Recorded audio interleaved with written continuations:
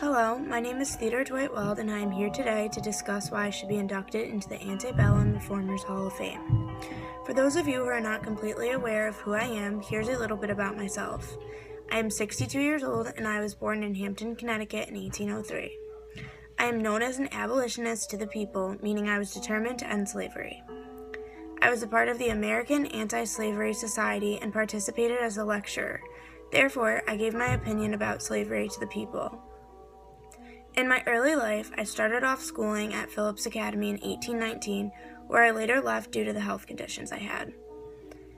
When I left, I focused for years on my public speaking, considering I would need to excel in it if I was going to be making speeches to large groups of people regarding slavery.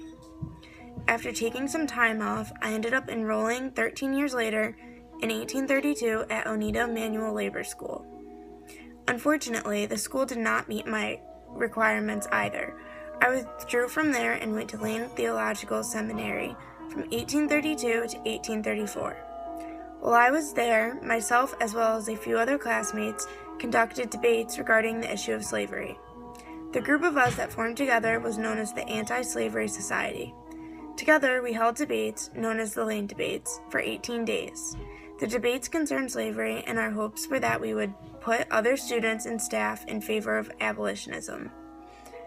The professors tried to stop our group from expressing our opinion, therefore we left the school and agreed we'd find somewhere else to preach our beliefs. I continued lecturing for the American Anti-Slavery Society in 1838 while being in Ohio.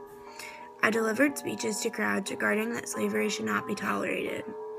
I was trying to change people's minds, mostly the Westerners' viewpoints, that slavery is unacceptable and alteration needs to be made.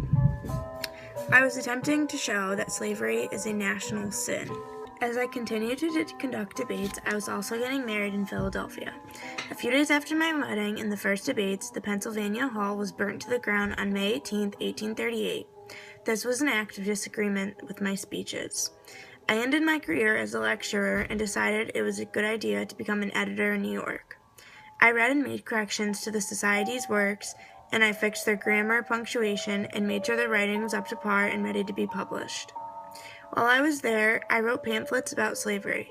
Two notable pamphlets that I wrote were called The Bible Against Slavery, which was published in 1837, and Slavery as It Is, which was published in 1839. These two pamphlets contained statistics and religious arguments against slavery, and the pieces were bases for the other abolitionists' works. In 1841, I was called to duty by John Quincy Adams. He needed my assistance to help get the gag rule repealed. The gag rule was a rule which would allow for no petitions in Congress based on the idea of anti-slavery. Together, we made it known that slavery was a topic that needed to be addressed, and we formed the petition strategy. Therefore, my work was done, and I headed home to my family in New Jersey. While living on a farm in New Jersey, my family and I decided we should open up a school to educate all. As a result, we established a school in 1854 in Eagleswood, New Jersey.